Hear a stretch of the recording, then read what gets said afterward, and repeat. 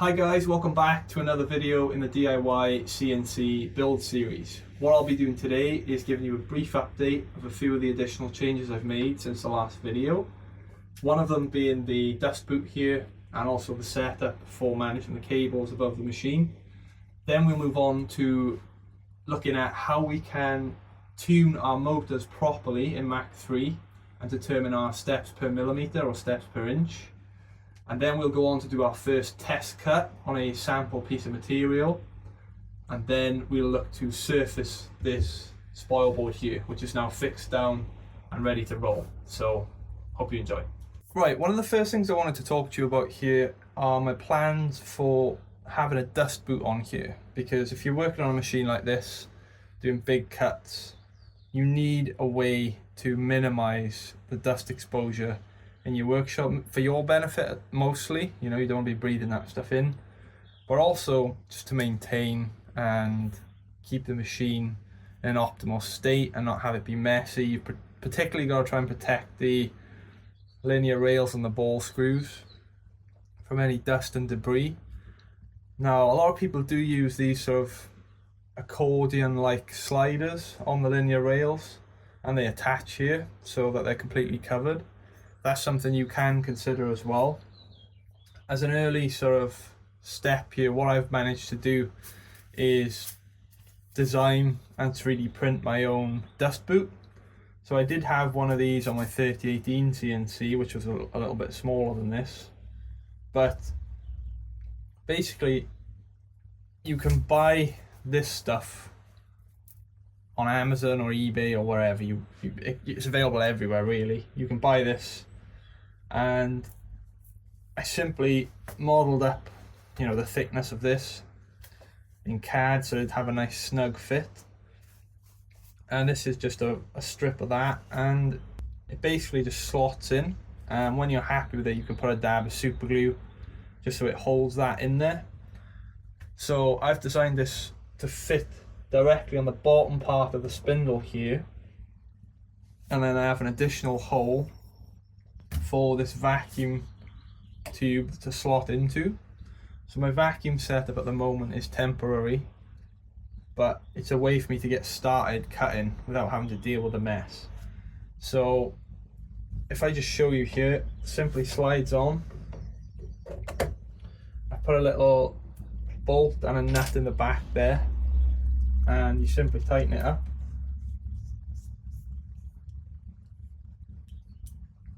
That's really snug on there, not going anywhere. And that just gives me a really simple solution to minimizing dust exposure. Then I've set this up here at the top, which I'll show you in a sec. But basically I've done this at just the right width, that I'm not going to be exceeding the width of the Z-axis, meaning I don't lose travel, but also this tube here isn't going to crash into the side plates. So this just simply goes in. It's a nice snug fit. And then I have a simple little 1 kilowatt shock vac, which is connected to the end of all this hose, which simply extracts that out. And actually it works quite well, because even though it's a 1 kilowatt vac, it's a thinner tube, so there's more suction through there, and it works very effectively. So I'll probably give a little demo of that in the next video when we're doing some practice cuts. What I'll do now is I'll show you what I've implemented at the top here to manage the cables and just keep them up off the bed of the machine. Right, okay, so one of the comments I had in the last video was, what are you going to do with those cables? You know, get some drag chains, you need to sort those cables out. My design from the start really was to avoid cable chains where I can, because my machine is located in the corner of my shop here, and it's in a really convenient place where I've got the electronics enclosure on the wall, meaning that my cables are already kind of up and above. So adding cable chain just means more cable, which essentially just means more money, and the machine will have a wider footprint because the drag chains need to be able to obviously do their thing. What I've done is I've used more of this corrugated tube. So on my x-axis motor here, I've just protected that from here as far up there as I can until I run out of the tubing basically. But that's absolutely fine. So when this y-axis moves forward, this is just sort of sliding as it needs to without fraying or damaging any cables whatsoever. I've done the same on the y-axis motors as well. These all have their own corrugated tubes, and that's fine for me. You know, that is just sort of hanging down the back of the machine. It's not in the way, it's not any danger down there, it's out of the way, it's absolutely fine. On the z-axis here, what I've done is, again, my machine is sort of conveniently placed in the corner. So I have the roof of my shed here, and I've simply used a piece of 2020 aluminium extrusion, and I 3D printed these little brackets for it, which simply hold that in place. So these are screwed into the wood of the shed here. I put another wooden block over there from each of these cross sections, and that holds the other side. And then what I did was I also designed and 3D printed some little hoops, which I slid onto here. So it effectively acts like a little shower rail, except it's carrying the cables and the vacuum tube, and it actually works really well. Very cheap to implement. I've got bungee cord here. You could use something else, you could cable tie them, you could do whatever you want. I'm sort of trying to figure out what works best for me. I've also got a couple of extra hooks over there, which I will hook up when I've sort of found the optimal approach for that. But that's my implementation. Again, super simple. I'm not doing anything fancy here. It does the job, keeps these cables up out of the way of any danger. If something goes wrong with the cutting or anything, they're well out of the way, not going to be a problem. And again, the Z-axis motor is encased in the corrugated tubing. The water pipes and the spindle cable have their own corrugated tubing, so there's no danger there. I think that's a nice little solution to that problem personally, and it works very well. Real quick guys, I just wanted to give a big thank you to Creality, who've recently sent me another one of their flagship machines. This is the Ender 3 V3. I've literally just turned it on, calibrated it, and I'm already printing.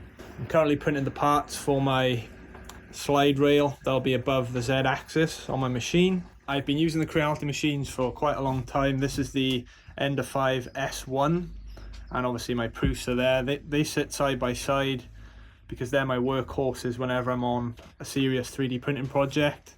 But now I'm super happy to have this as well alongside those, which means I can do real good projects and bump out the parts really fast. So if you are interested, go check this out guys. I'll leave a link in the description below, and thanks again to Creality for sending me this machine. Right guys, so one of the things I wanted to do in this video is show you how to properly set up your steps per millimeter in Mach 3. If you remember last week, I was throwing numbers into the motor tuner when I showed you the different speeds and the examples of that, and I was just throwing in the numbers of steps per revolution. But actually what you're supposed to put in there is the steps per millimeter traveled. Now we have to calibrate that first of all, so make sure you set Mach 3 up to the appropriate units that you want to use. In this case I'm using millimeters, and I'll explain to you how we can do that, and I'll show you some of the commands that I'm using, and also a little formula that'll help Mach 3 adjust those steps for you and have it travel the right distance. So I'm going to calibrate my x-axis here. I've already done the y, and that's accurate, and I'm using the steps per millimeter from the y-axis to do the x-axis. So there's a good chance that this will just be correct the first time. But I'll show you a hypothetical example so that you can adjust yours. As you can see here, I've got a measuring tape set up across the x-axis of my machine, and the reason for this is because we're going to be calibrating our steps per millimeter over the full width of the machine, and that's the same for the y-axis as well. You want to use the full length and width of your machine. The reason being is that error propagates as you continue, right? So a lot of people will set their inches per millimeter or steps per millimeter, whatever they're using, over a really small distance here, for example. Now, that's okay if you are working on things always that size. But if you set your steps per millimeter over a small distance, let's say I'm at 140 millimeters here. Let's say I was traveling 100 millimeters, so from 140 to 240, and I was calibrating my steps over that distance. The problem is you're always going to have some error, right, when you're calibrating your steps per millimeter. There's always going to be a tiny bit of error. Now, that error, like I was saying, propagates as you go over. So if you had 0.1 millimeter error over a distance of 100 millimeters, if you travel 500 millimeters, that error becomes 0.5 millimeters. You get the idea. Therefore, it's necessary, I think, to calibrate your machine over the full distance of your bed. That way, if there's only a 0.1 millimeter error between here and here, any cuts you do within this area are going to be more accurate. Like I said, it's the same for the y-axis as well. So I'll take you off the stand here and I'll zoom you in a little bit and show you what I'm doing. So I've already turned the machine on. I've switched it off for the moment so that you can hear me better, but the machine is on. I've homed it and I've moved it to this position here where we're 140 millimeters on the x-axis, as accurate as I can be, right over the 140 millimeter mark. Now what I'm going to do is tell Mach 3 to move the machine 560 millimeters in that direction, and that should put us over there at 700 millimeters. And what we'll be able to do is see how true that is. So I'm telling Mach 3, move me 560 mil that way, and if the machine is in line with Mach 3, then it will land dead on 70 over there. So I'm going to switch the motors back on now. Apologies, it will get a bit noisy. And I'm going to issue a command in Mach 3. So I'll go and get the iPad and I'll show you what I'm doing there. So here we go. You can see I'm in Mach 3. I'm on the MDI tab. And what I'm going to be doing is issuing the G0 X minus 560 command. And what that's essentially saying is move the machine 560 millimeters in that direction, and what we should do, as I said, is end up over there at around 700 millimeters. So I'll move this out of the way and we'll do it in real time, and let's see what we're doing. So I'm going to issue that command now. I'm going to hit enter. The machine will start to move over, and what we should get is bang on 70 if everything is accurate on the x-axis.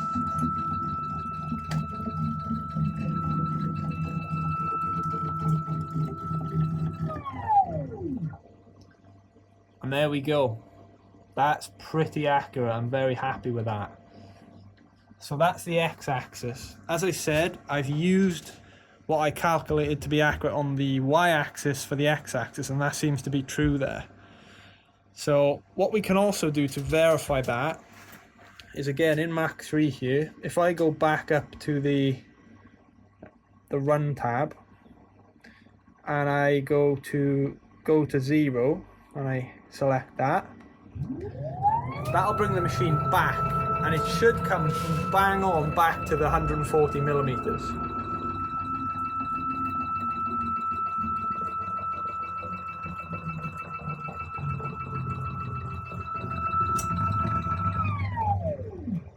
And there we go. So I'm going to test it one more time. I'm going to take it back to the MDI tab. I'm going to go to the input commands here. I'm going to enter the same command, hit enter, and we're going to check it one more time.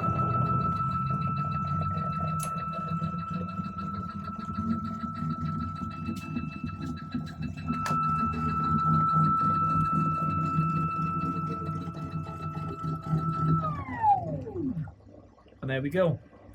I'm very happy with that. I'm not going to make any changes there. But what I will do now is I'll show you a hypothetical example that will demonstrate to you how you can actually make those changes. Right guys, so just to make things a little bit easier, I've put together a nice little A4 sheet for you here. And first of all, apologies if you can hear the rain. It's tipping it down here in the UK at the moment, and I'm in the shed, so there's not a lot I can do about it. Anyways, I hope the audio's okay and it's not too bad, but I'm gonna continue anyway. So like I said, the first thing you're going to want to do is calculate your baseline steps per millimeter. And I didn't talk about that before, but you know, you need some kind of base value, which was 2560 for me, to start, right? You need somewhere to start to begin calibration. If you just put a random value in, your measurements are going to be way off, right? If my steps per millimeter is double here, then it's going to travel twice the distance. So the way that you figure this out is you take your steps per revolution setting, which in my case was 12,800. If you remember, we set that up based on the different switches on the drivers themselves. I talked about that in the last video. And then we divide that by the distance the machine travels per revolution. So the way that I figured that out is to use the x-axis, for example, and I had it in a stationary position, and I simply rotated my motor by hand using the coupler 1 revolution. And what I did was measure how much the x-axis actually moved for 1 revolution of that motor. And again, you can do this multiple times to be sure, but for me, with these ball screws that I've got here, which are 1605s, and with the motors that I'm using, the value was 5. So I'm traveling 5 millimeters per revolution. And you know, whether you've got belt drive or a rack and pinion drive, that type of setup, this will differ for you. But for me, with ball screws and my setup, this value, distance traveled per revolution, is 5. In that case, when you divide it out, that gives me a steps per revolution there of 2,560. And that was my baseline value to then go into calibration. So like I said, I set up that hypothetical example where we overshot by 5 millimeters. So in this example here, I said, you know, we expected to travel 560 millimeters, but we actually traveled 565. And like you saw earlier, you get a ratio. So you divide the distance you expected to travel by the distance that you actually traveled, which will leave you a ratio, which you can see there for me. Then using that ratio, you calculate your new steps per millimeter by simply multiplying whatever this value was up here by your new ratio. And that will give you the new value for your steps per millimeter. Now remember, if you're testing this multiple times, your steps per millimeter here isn't going to always be this value, it's going to be wherever this was. So if I set the new steps per millimeter in Mach 3 to be this, the next time I do this test, if you want a finer calibration, you replace this value with that one and then multiply that by the new ratio. And that way you can really fine tune that steps per millimeter. So hopefully that's quite clear. I think this document really helps. I haven't seen anything on the web that's this sort of to the point and explains it this well. So hopefully you appreciate that. The next thing I'm going to show you is how we can check for squareness using Pythagoras' theorem, where we're going to use the 3-4-5 rule. Now this is a really common rule used by carpenters all over the world to get a true square. And what you do basically is you choose a unit value. So based on the size of your machine, you want to choose a unit value where it can actually fit on your table. So for me, I've set one unit to be 175 millimeters. I've set 3 units to be 3 times that, which is obviously 525. 4 units is going to be my y-axis here, which is 700, and 5 is going to be this value here, which is 875. So the idea behind this is that a true square is achieved when this is true. So 3 units of 175 will be present in my x-axis there. 4 units of 175 should be present in my y-axis. And as long as they are accurate, my 5 units there should be 875. If it's not 875, it means we're not truly square. So I'm going to zoom you out now and I'll show you what I've set up on the table here and how you can test that. Right, so here we are at the table and I'll show you what I've done here. So you can see here I've got some tape with a little X on it, on all of them. So I used that position up there as my origin, my 0 point. What you want to do is navigate your machine to a position on the table, like that back corner for example, and you want to get yourself a bit of tape, tear off a bit of tape, and you want to put an X on the tape while you've got it in your hand here. And then what you want to do is slide that bit of tape underneath your bit in the machine. You can see I've still got that pointed bit in the machine there. You slide the tape under until the point of your bit is directly on the X marker. And that way you know where your positions are. So that, as I said, is my 0, 0, 0 point, where the machine thinks it's its origin. And then what I do is I instruct the machine to move 4 units, which is 700 millimeters this way. So that's what I did here, and you can see I've got another bit of tape. When the machine has moved forwards 700 millimeters, you want to get another bit of tape, do the same thing, slide it under the bit, place the tape down, and make sure it's accurate.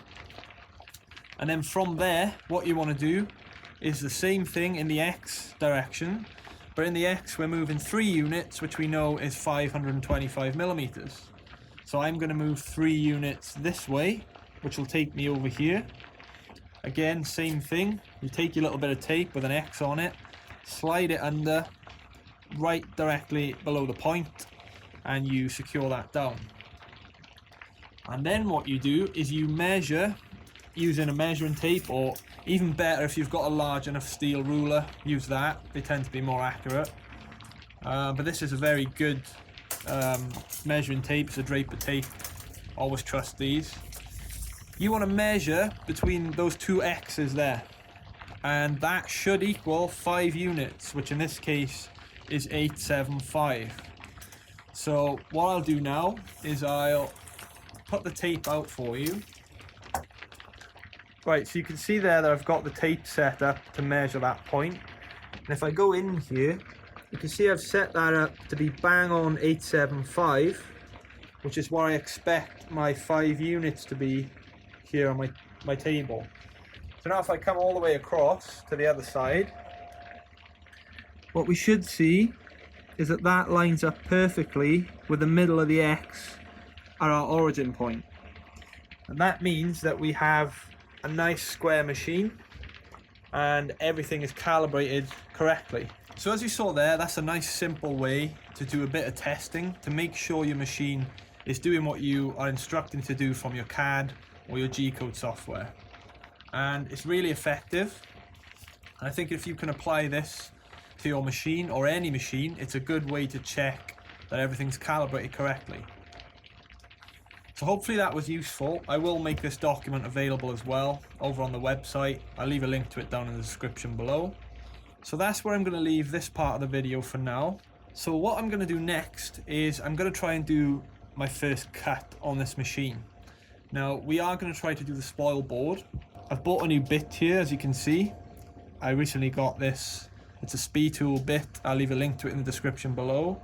And this should make easy work of that MDF board. The first thing I'm going to try and cut is my old 3018 CNC spoil board. So I want to do a couple of cuts first just to make sure that it's doing what I expect it to do. So I'm just going to try and take a few layers off some old material like this one. So you can see this has got some marks in it from things that I've cut in the past. So I'm going to take that down a couple of mil, try and smooth it off like this. And that'll also be a good indicator as to how well the Z-axis is set up, because ideally we want this to be a nice flat cut when it's doing it, and we don't want any cuts that are sort of angled like this where you have stepping on the wood. That shouldn't be the case because it's all set up nice and square, but we'll see how that goes. And there are ways you can calibrate that a little bit with washers and whatnot, or shims, to improve that, but I'm confident that's going to be okay. So that's what we'll do now. I'll get this into Fusion 360. We'll generate some tool paths for Mach 3. I'll do a couple of dummy runs first without the spindle running to make sure it's moving the correct distance. We'll get this secured down as well, and we'll try and do a simple cut. For this board, I'm probably going to use a really small bit just to test it out, make sure that, again, like I said, it's doing what it's doing without throwing too much material around. Then I'll probably test the large bit on this board to make sure I understand how to use that and what speeds I can get away with, and then we will surface the Spoilboard. So exciting stuff, let's get into it.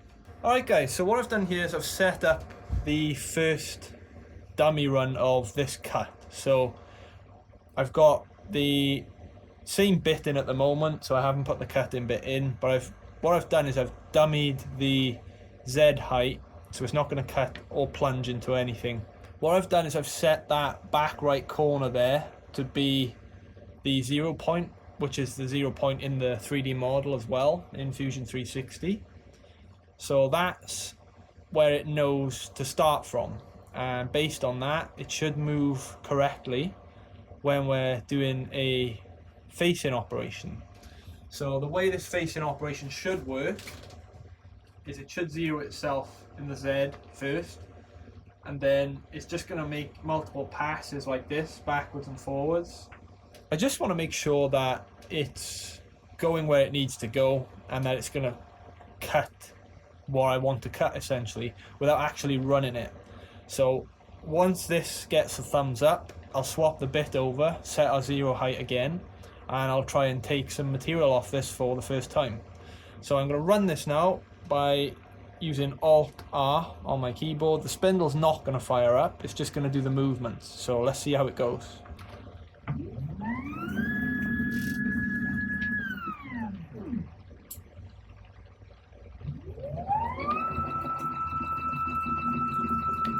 So you could hear the spindle relay turn on there, where it would turn the spindle on if it had power, but it doesn't at the moment.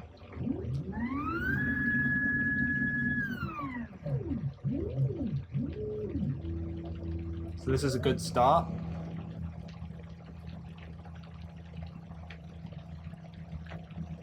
So you can see there I've got the feed rate down pretty low still. You could cut a lot quicker than that, especially with a small bit on this machine. But we're not worried about speeds and feeds at the moment. We're just taking it slow, making sure the machine is operational and functioning correctly. We'll get to speeds and feeds later, and I'll try and push this machine and see what it's capable of. So I'm going to let this run for a while. I might time lapse it, and I just want to make sure it does one full pass on this first layer. This job has got a few step downs in it, so it'll just keep going for quite a while, but I just want to see how it goes first of all.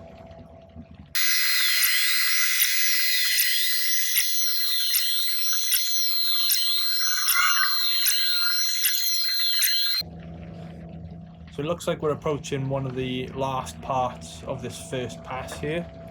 We might do one more and then return to the origin to start again. So here we go.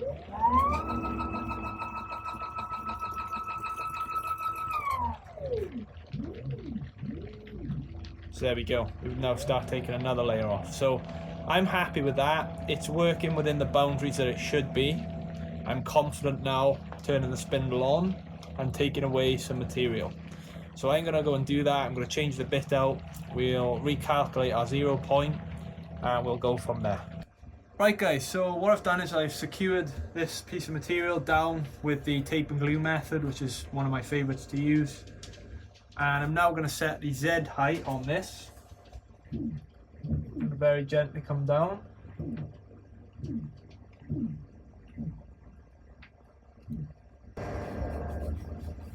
That'll do. So I'm going to zero that out. Now what I'm going to do is I'm going to turn the spindle on at the wall here. I'm going to manually set the spindle speed to 12,000 RPM for this cut, which is going to be about 200 Hertz.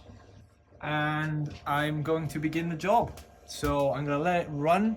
It's probably going to make a lot of mess. I don't have the dust boot on at the moment because I want to see what it's doing and make sure that it's cutting properly.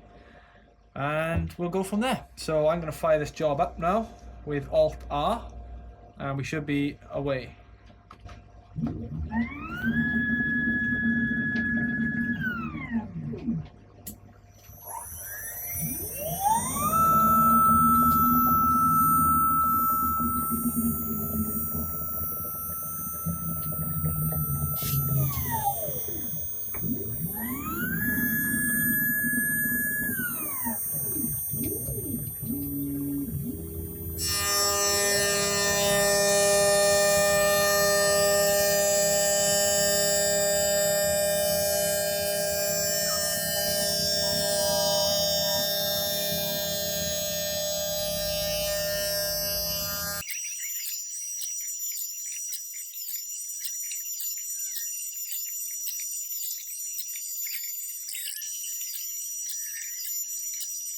Alright, so we just did one pass there, and I noticed I hadn't come quite forward enough on my Y position, so I'm not completing a full cut here. There's a little lip on the end, so I moved my Y forward a little bit, and now we're going to do a couple more passes until this is nice and flat. And so far, it's looking pretty good. Like I say, I'm going to probably do another 2-3 passes until all these marks go away, and then we'll take a close look at the board and check out how level it is.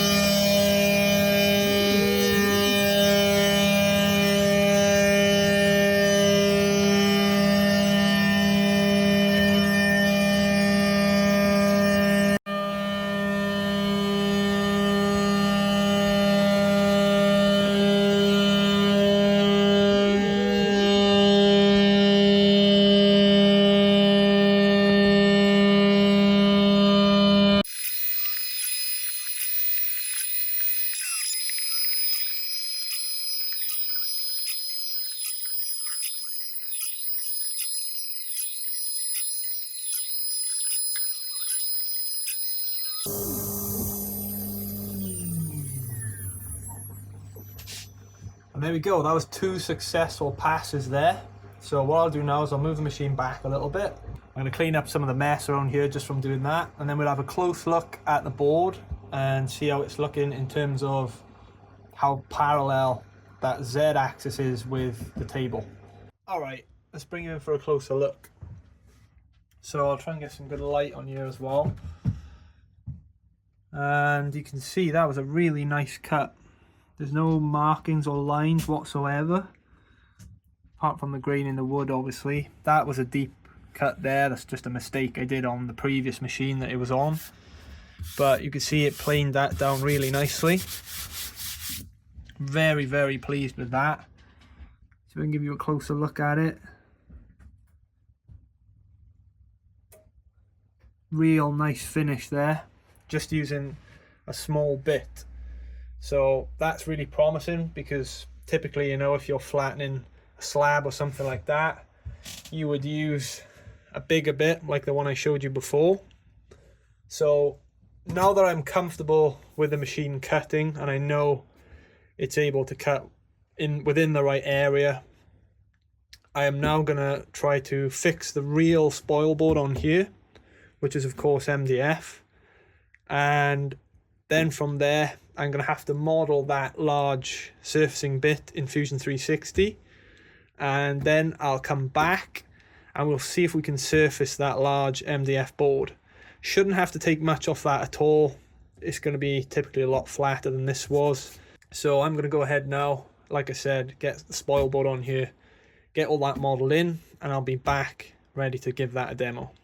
Right guys, so what I've got here now is the real spoil board that we're going to be surfacing a little later on. But first of all, we need a way to secure the board down. So what I've done in CAD is I've modelled up this board, and I've put some holes in each of the corners and also midway down the y-axis for some screws.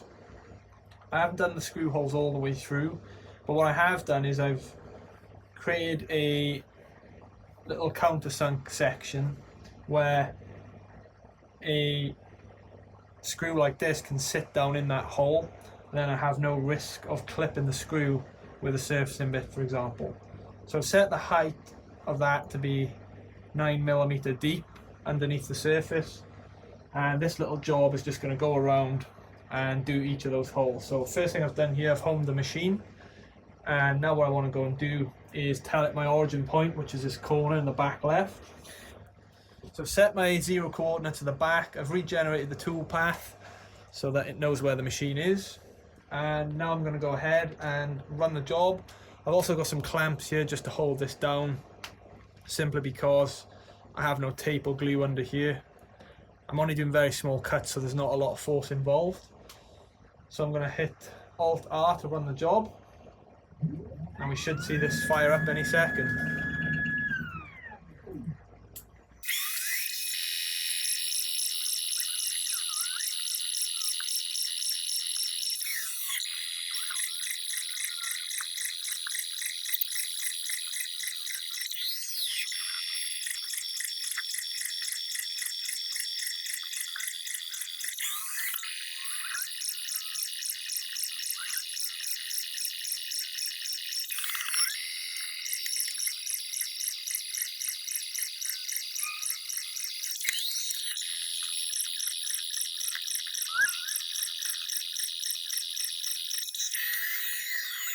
Alright guys, there we go. So you can see start to end there, a full job, no interferences at all, returns to the home position after it's completed, and they look perfect. So I'm going to clean these holes up now with a vac, and we'll come back and take a look at them. There we go. So you can now see that I've got 6 holes there, which now I'm going to drive some screws into to secure this down to the baseboard. Right, so I've just come back from the PC, been on Fusion 360, and I've generated the tool path to surface this spoil board here. I've installed the new bit, I've set that size up in there as well, and it should make relatively quick work of this particular board. It's going to get a bit messy, so I've got the door open there, and it's going to get quite dusty, and MDF is a bit nasty, but the boot I've made will fit, but I kind of want to make sure that it's cut in properly first. So I'm going to let it do its thing. Like I say, it's probably going to fly MDF everywhere, but you don't have to do the spoil board often, and this one time won't hurt. So first of all, just like before, I'm going to do a dummy pass. So I'm going to dummy my Z height, make sure that it's all within bounds for at least one pass, and then after that I'll fire up the spindle, set the Z height to be true, and we'll do a real cut. Right, so I'm going to hit Alt R to start the job, and we should see that move in a way that it would when it's cutting. If all is good, I'll restart the job, recalibrate the Z height, and we'll try and do the cut. It's probably going to make a lot of mess when we cut this.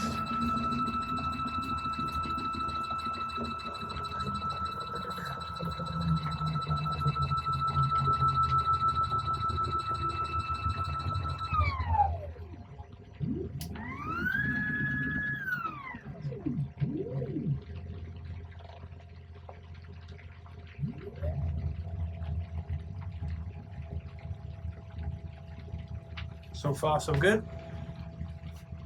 Just want to make sure we clear properly on the right hand side, and then I'll restart the job.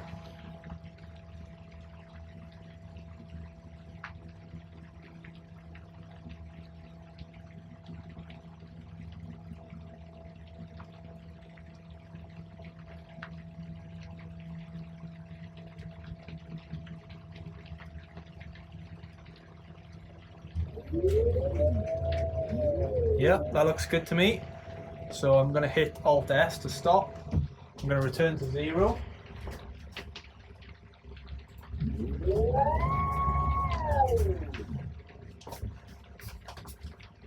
I'm going to set my Z height now.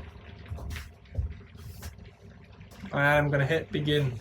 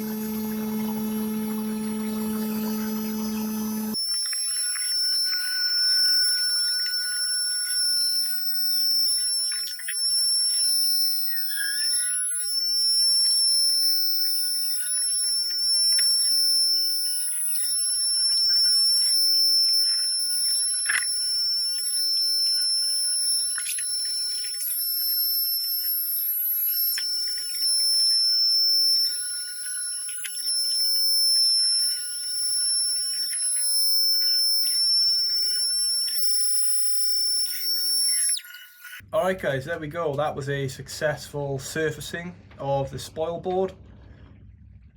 It was a real success. I'm very pleased with it. I did leave the boot off, as you saw, and it did make one hell of a mess. So I've just spent about half an hour cleaning up the workshop. But I did want to leave the boot off just so I could keep an eye on things and have a good look at, you know, what's happening when it's doing the cut.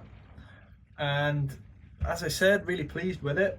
This bit here, this 3-inch Speed Tool surfacing bit, fantastic job. That's a very high quality bit. As I said, I'll leave a link to that in the description below. Definitely recommend that. All in all, it was fantastic to really see this machine in action, cutting something.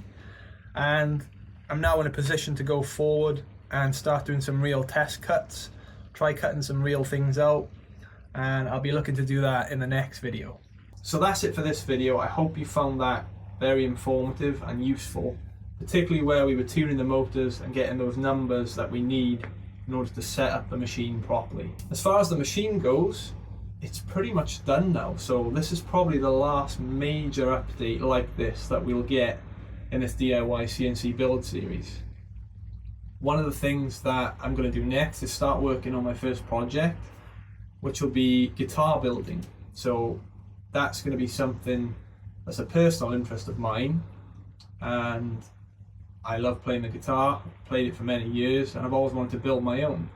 So I'll document some of that process as well, and I think when I start trying to use this for real world applications like that, we'll see how it performs. You know, we'll see how well it can do the cuts, how fast, how much material we can take out, all that good stuff. There's still a few other things that I want to add to the machine in terms of functionality. If you remember, I still want to be able to control the spindle via Mach 3 software, which I have not yet done. That will be something I make a video about. I'm not sure when that will be. At the moment I'm just focusing on getting cutting. I'm enjoying that. But I will post an update about that. And also I will be doing the Mach 3 rundown video where I'll just share my desktop. We'll run through the setup of a machine like this in Mach 3 from scratch to being operational, which I think a lot of you will appreciate. So there we are. As always, thank you so much for watching. Really appreciate it if you've stuck with me this long and watched the entire series. I think it's pretty incredible what we've managed to build here from just a CAD idea to this, which I'm now using for projects. And it just goes to show what you can do in your own little shed if you've got the right skills and the dedication to keep applying yourself to build something. Take it easy, and I'll see you in the next video.